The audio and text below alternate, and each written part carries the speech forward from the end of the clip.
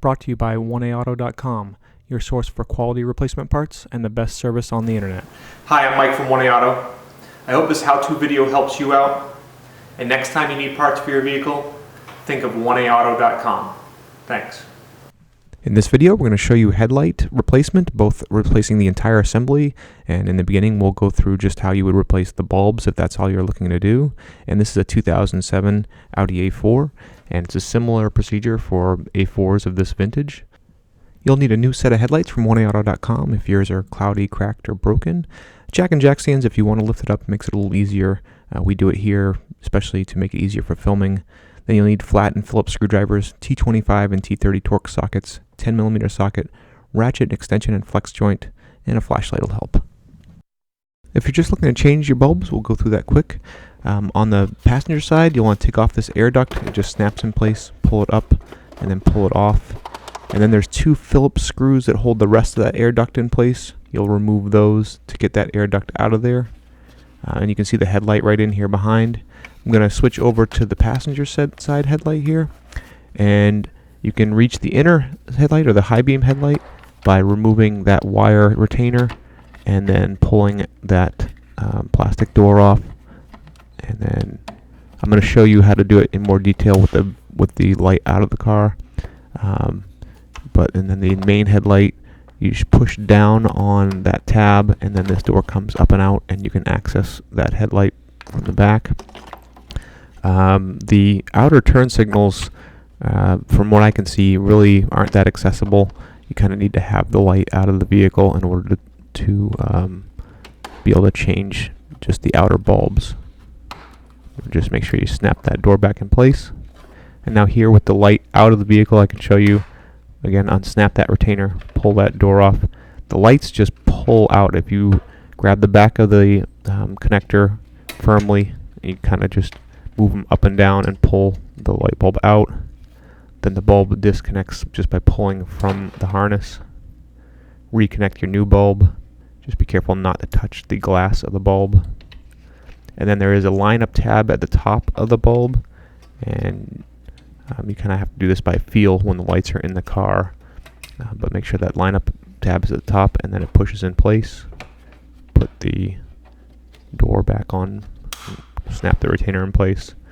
The top one again, push that tab at the top, and that will come out. And again, the light pulls out just by pulling firmly.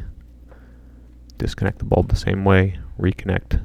Try not to touch the glass. And then again, the tab at the top. Get it into place. Push firmly, and it goes back in.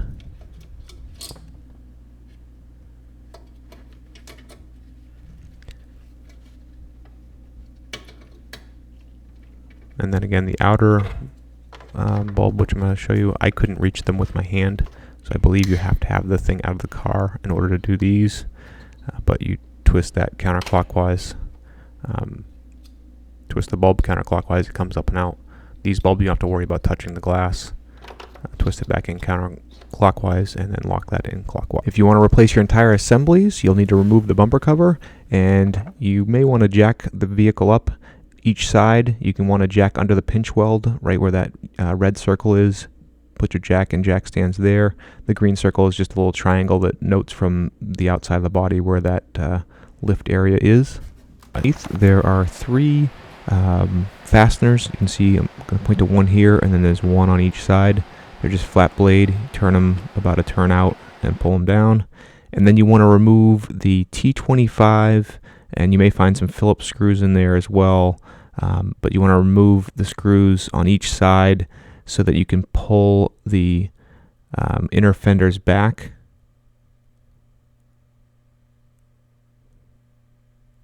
And you can turn your wheels to be able to get to those screws. You see here, I just pull my inner fender back out of the way. And then that's going to expose inside. There are two 10mm nuts that you need to remove right there, and repeat this on both sides. And then you can use a couple of extensions and a flex joint and a 10mm socket. Reach up in there with your ratchet and remove those. And then there are three T30 screws as well as two T30 fasteners right down in there that you need to loosen. And once you have all those fasteners out and loosened up, pull the sides out, and then the bumper cover comes off. And if you wanted to see a more detailed illustration of this that's a little bit slower, you can check our other videos out for the Audi A4 bumper cover removal.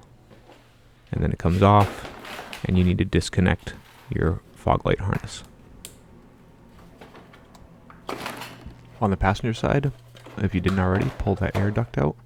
There are 3 fasteners that hold it. There's one screw down in there. You need to loosen that. That's a T30. There's a T30 that you access through here, and I'll show it to you down here. You can see it circled there.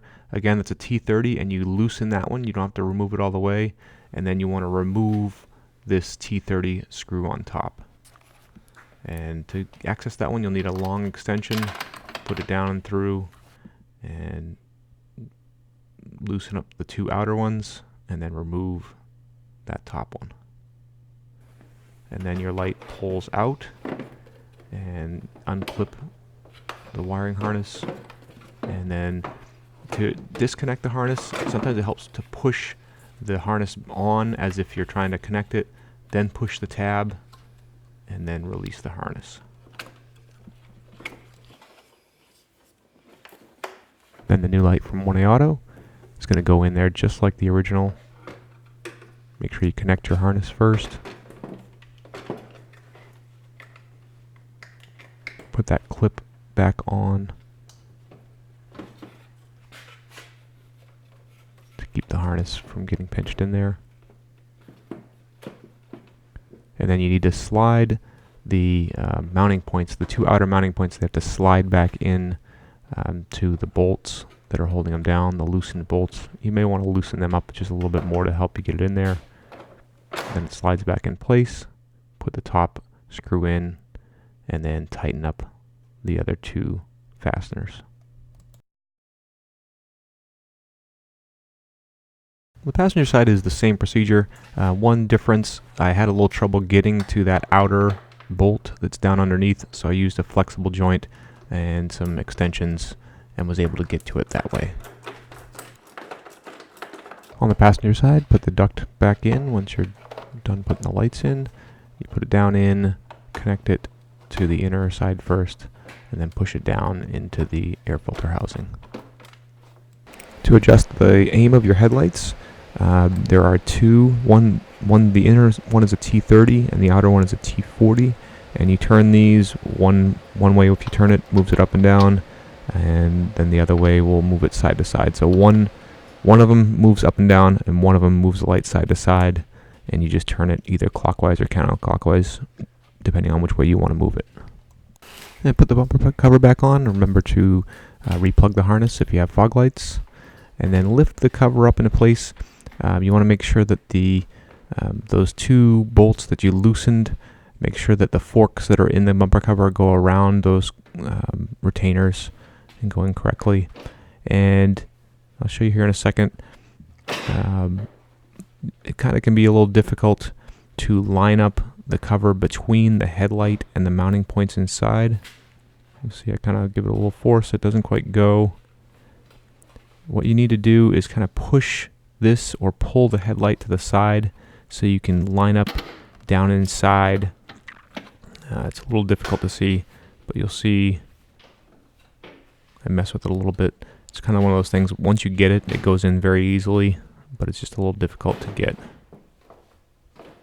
What I end up doing is pulling the headlight to the side so that the bumper cover can go in correctly and easily.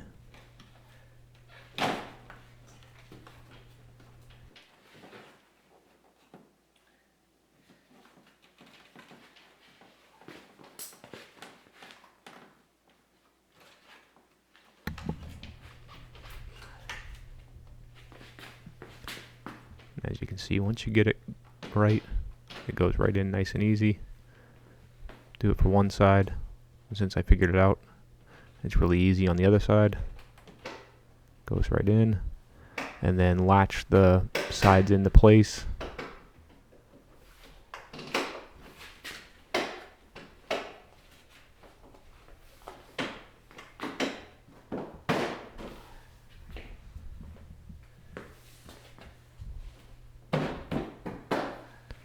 And then I'll speed up here as I put those 3 bolts in at the top, as well as tighten up the 2 T30 retainers that are down inside the holes.